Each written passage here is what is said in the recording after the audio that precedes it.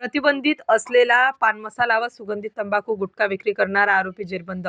6,29,012 रुपये किमतीचा मुद्देमाल जप्त. दिनांक 16 नोव्हेंबर 2024 रोजी अंमली पदार्थ विरोधी पथकाच्या वरिष्ठ पोलीस निरीक्षक सुशीला कोल्हे यांना मिळालेल्या बातमीनुसार प्लॉट नंबर 16 रो हाऊस मस्जिद हसन श्रीकृष्ण अपार्टमेंटचे शेजारी अशोका मार्ग खोडेनगर नाशिक येथे इसम नामे इम्तियाज जाफर तांबोळी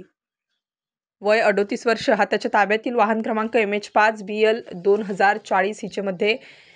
व त्याचे राहते घराच्या पार्किंगमध्ये महाराष्ट्र राज्यात विक्री, साठा, वितरण, उत्पादन व वाहतूक करण्यासाठी प्रतिबंधित व मानवी सेवनास अपायकारक असलेला सुगंधित पान मसाला याची विक्री करत असल्याची माहिती मिळाल्याने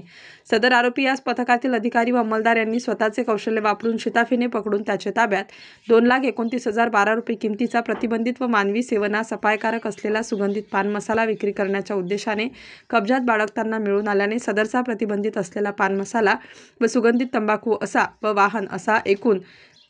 6,29,012 रुपये किमतीचा मुद्देमाल जप्त करण्यात आला. पुढील तपास मुंबई नाका पोलीस ठाणे हे करीत आहेत. सदरची कामगिरी संदीप कर्णिक, पोलीस आयुक्त सो, प्रशांत बच्छा, माननीय पोलीस उपायुक्त गुन्हे,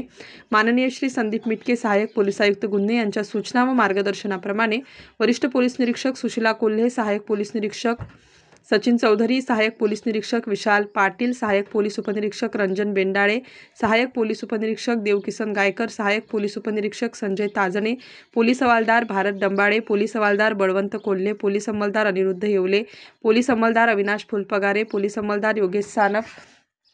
पोलीस अंमलदार अनिरुद्ध येवले, पोलीस अंमलदार अविनाश फुलपगारे, पोलीस अंमलदार योगेश सानप, पोलीस अंमलदार बाळासाहेब नांद्रे, पोलीस अंमलदार चंद्रकांत बागडे, महाराष्ट्र पोलीस शिपाई अर्चना भड यांनी कामगिरी केलेली आहे. स्टार न्यूजसाठी मोहसिन पठाण, नाशिक.